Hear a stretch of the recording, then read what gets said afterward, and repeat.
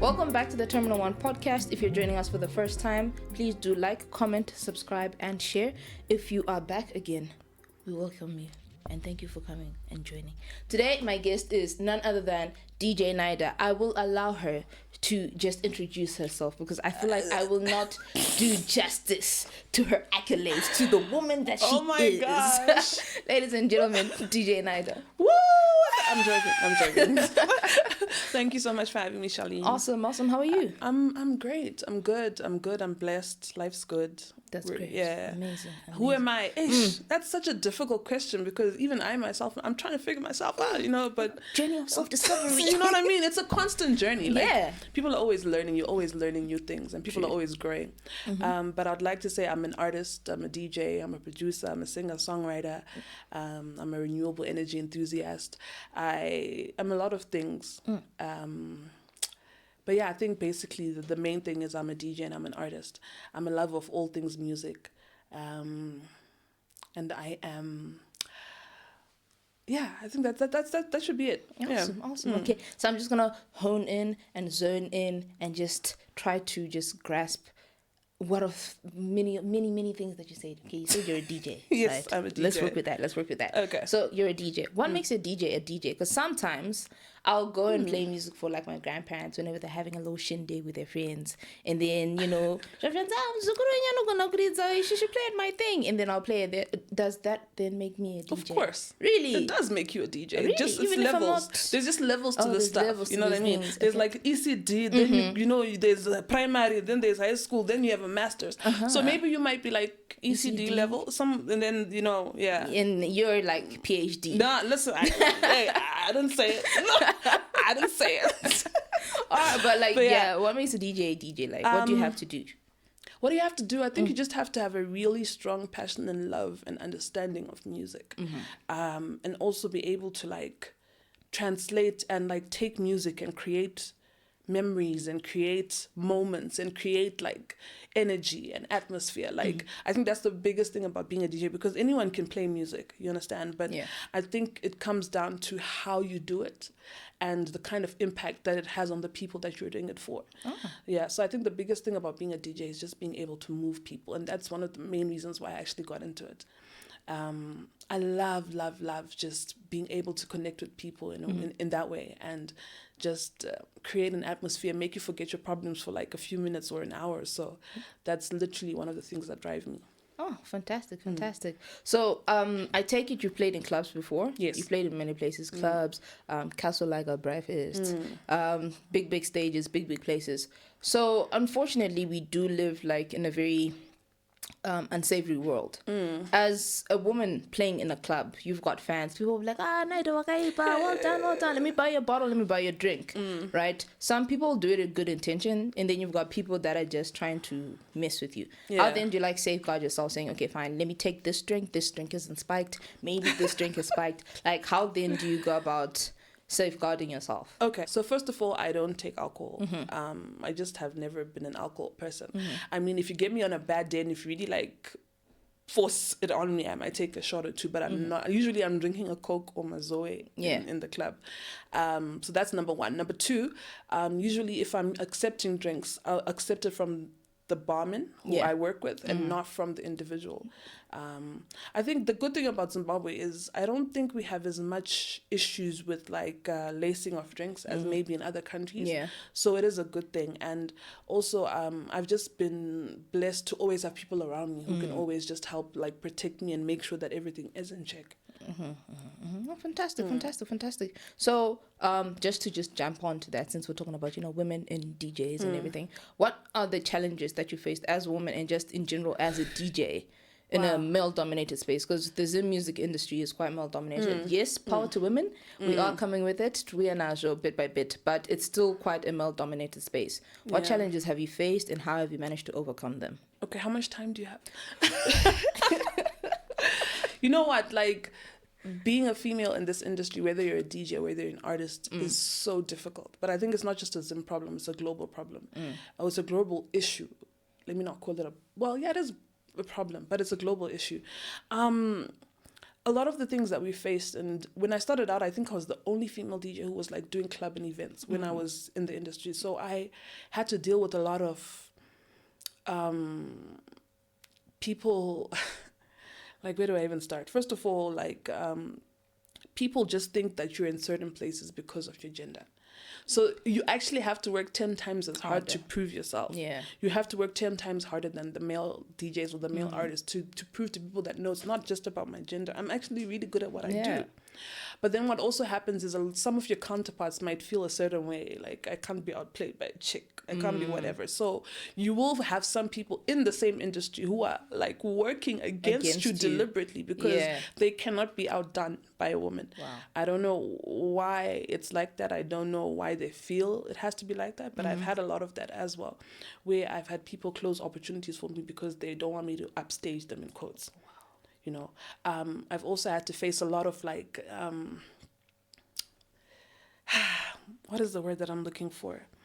A lot of stigma around being a female who works mumabawa, or, you know, who works kumapati or kumafaro. You know, people assume you are a certain type of person. It makes it difficult sometimes. Initially, it makes it difficult for you to even get a relationship with someone who's like, is comfortable. Because, you know, even if they're okay and even if they're strong in who they are, the people around them can like have such a negative influence on things. So that's one, it's hard to like form meaningful relationships. It's also hard to be taken seriously because people are just like, you know. And baby, what do you know?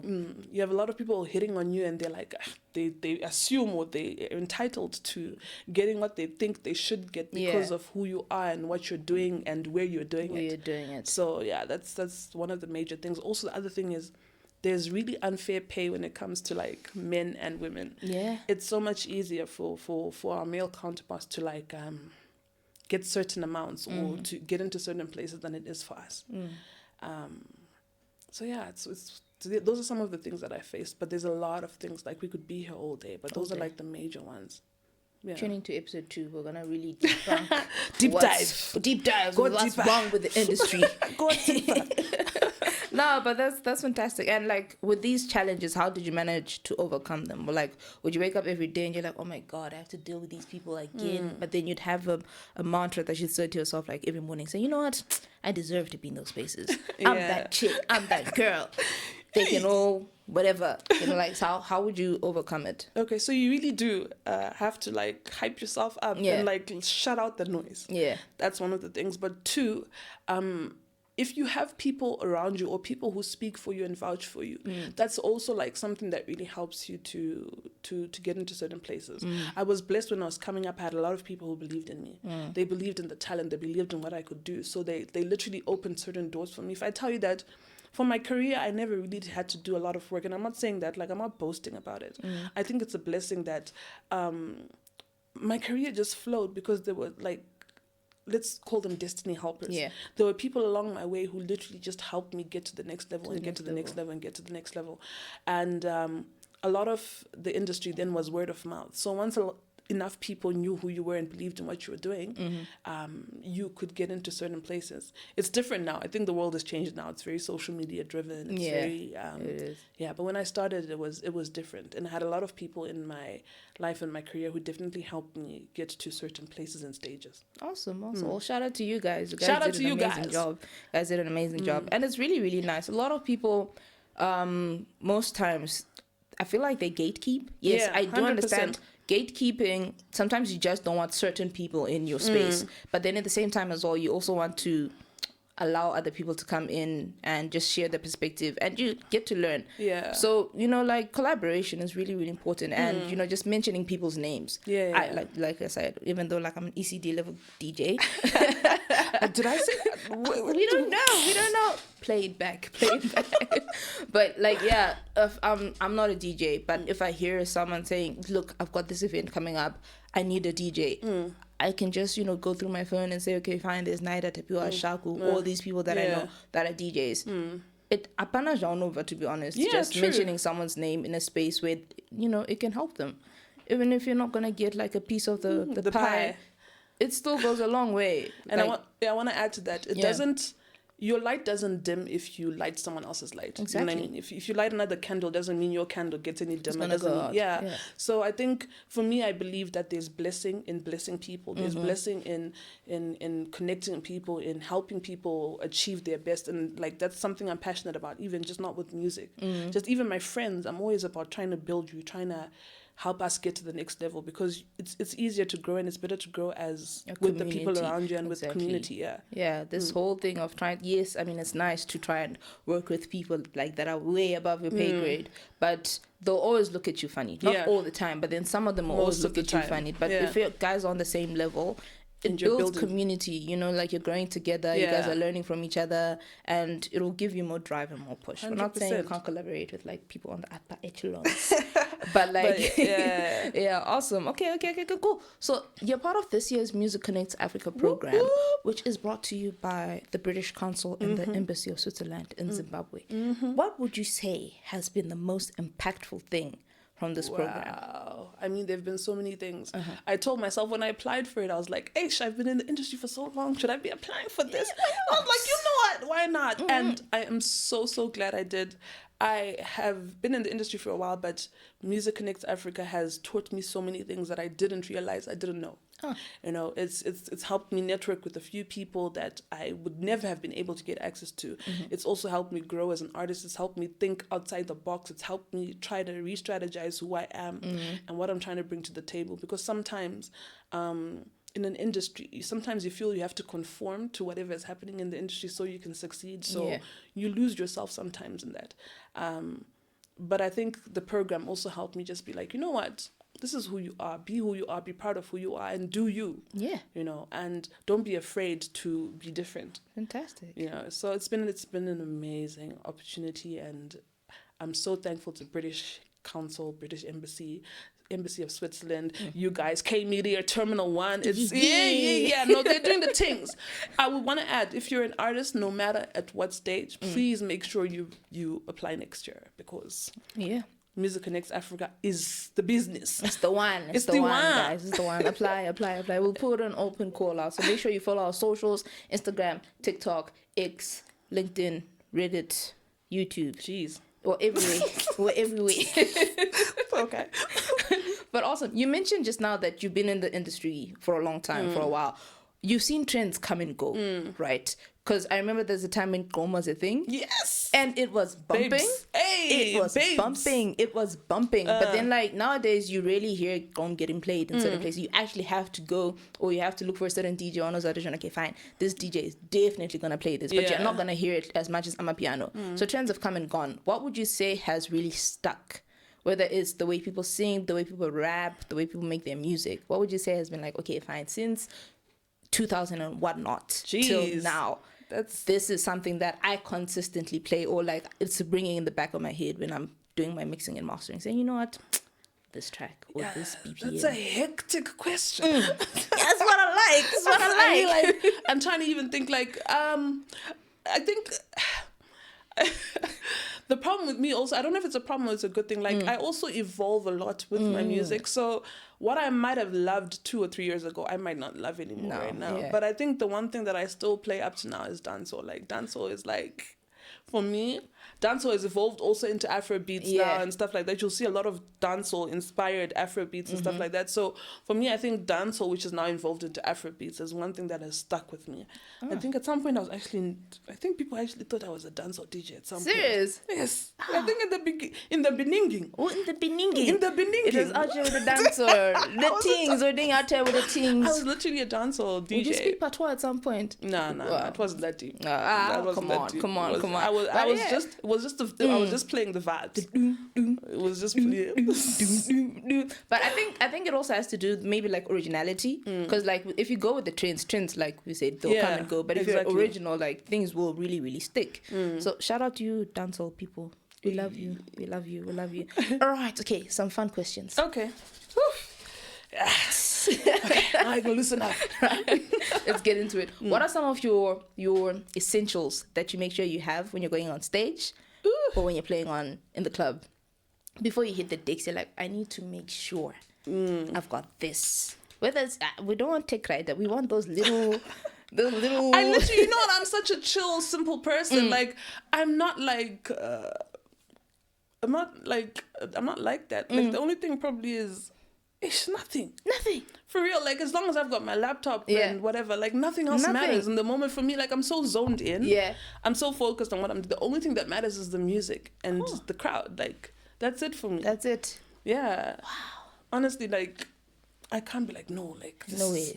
There's no rituals that I do beforehand. There's nothing. It's just one of those, not rituals. Hey, no, not those ones. Pause. Listen.